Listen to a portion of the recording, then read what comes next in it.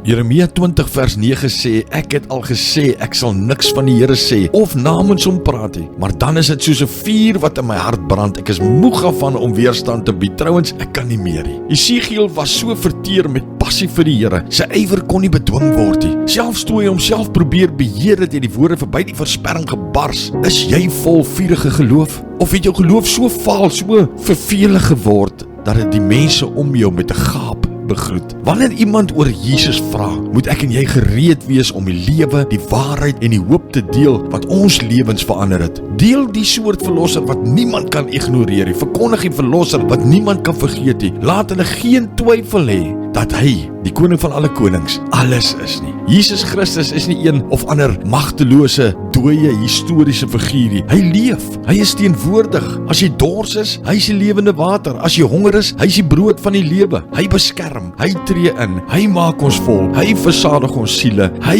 is ontzagwekkend in krag en magtig in mag. Daar is niemand bo hom nie, daar is niemand soos hy nie. Hy is altyd teenwoordig in tye van benoudheid. Hy is groot en waardig om aanbid en geloof en geprys te word. Here, ons eer U net vanmôre. Dankie dat U ons alles is. Dankie Here. Ons loof U net vanmôre en ons prys U en ons eer U. Alle lof, alle aanbidding kom U toe. In Jesus se naam. Amen.